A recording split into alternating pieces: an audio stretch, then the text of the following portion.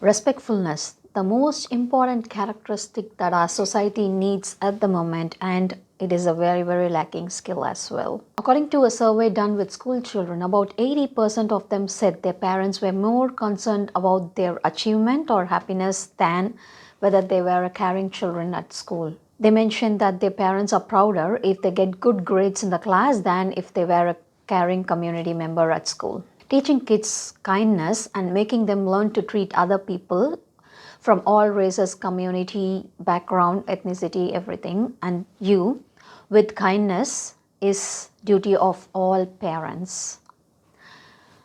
According to Thomas Likonam, a developmental psychologist and author of the How to Raise Kind Kids, respect is described as showing regard for someone's or something's intrinsic values. We regard everyone, including those we disagree with, as if they have the same freedom and integrity and worth as we do. Respect is also when you admire or look up to others because they have accomplished something remarkable or have impressive skills.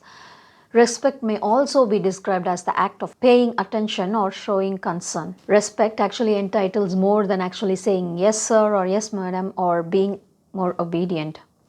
It comes from within from their intrinsic values, and we cannot compel anyone to respect you.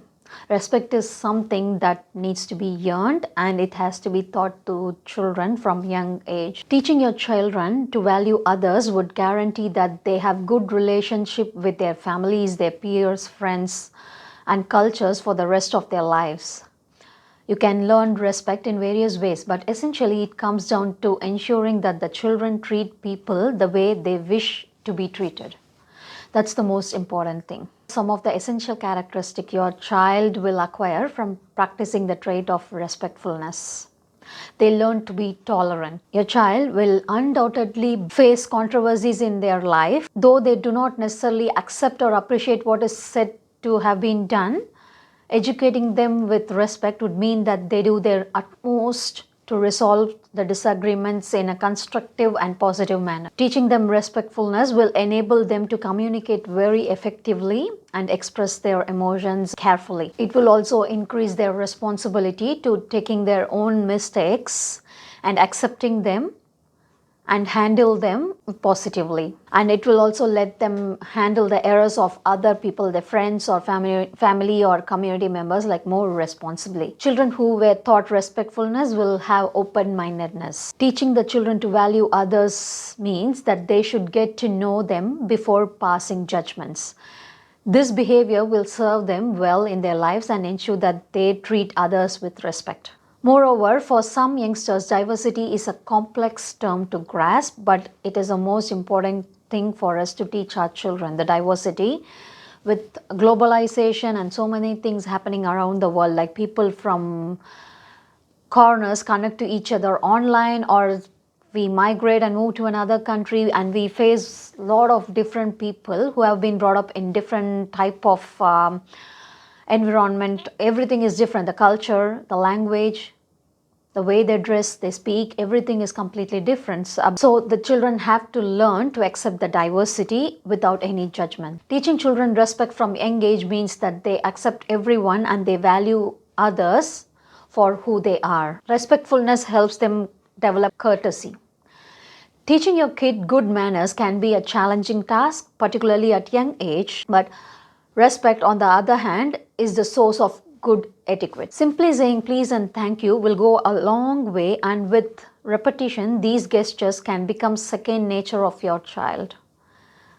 Your child will understand that all relationships prosper from give and take by learning etiquette. So start practicing it now. Respect takes time. It takes a lot of time, especially for children, to understand. But it's never too early to begin exercising that vital life skill. Eventually, this will assist them in developing healthier relationship with their families and friends. Here are some of the ways that you can instill respectfulness in your child from young age.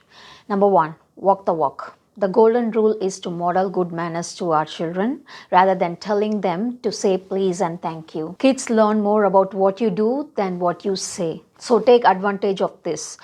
While it may not be delightful when our children don't always say please and thank you and use their manners, and it seems to reflect negatively on our parents' skills, but be patient. Remember, they will mimic our behavior in their own time. They need time to understand and practice. First and foremost thing, like, don't be concerned. I know it's easier said than done, but seriously, as parents, one of the most valuable etiquettes to learn is the ability to forge our course while ignoring the opinions of others. You can't satisfy everybody, and your primary concern should be your child's long-term mental well-being.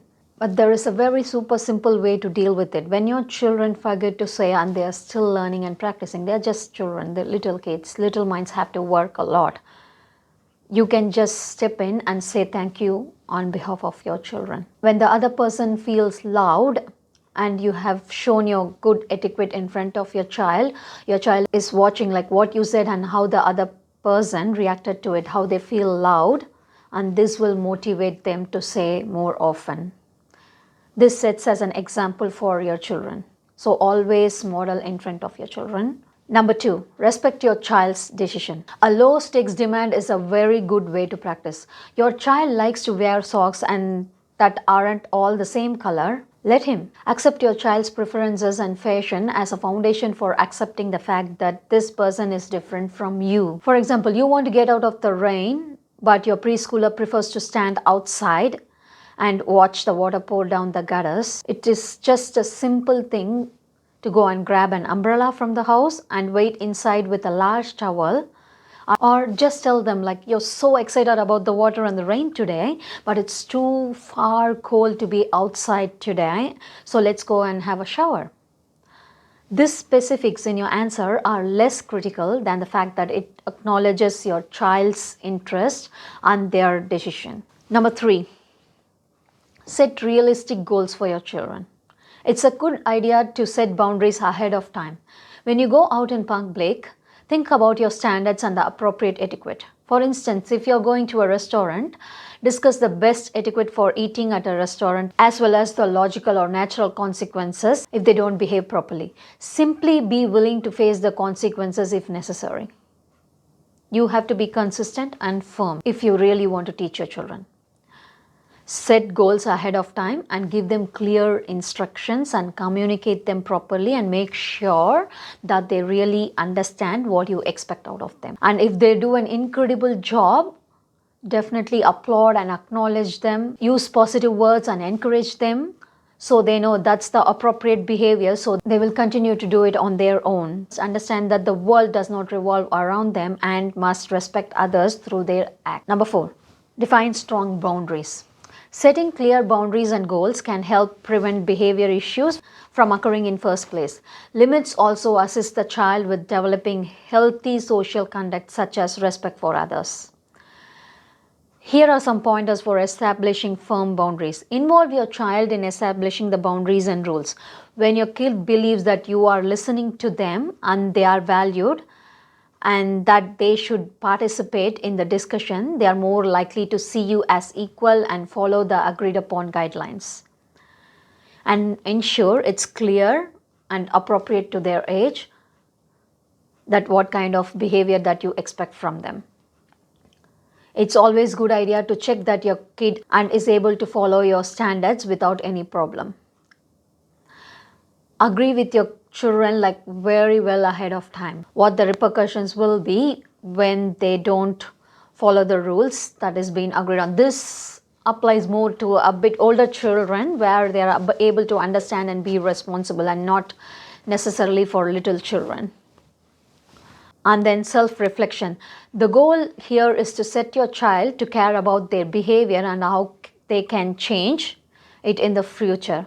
So talk to them and tell them and explain them like what is going on, what is wrong with their actions, like how it is affecting others' emotions and the situations, and make them understand. So this will help them avoid the situations in the future, making the same mistakes again in the future.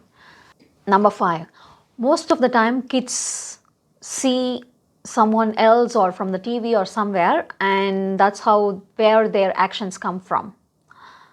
So it's always best to address the source, get to the root cause of the disrespect, and concentrate on introducing problem-solving solutions. When a child is genuinely being disrespectful, we should pay attention to the situation rather than yelling at them.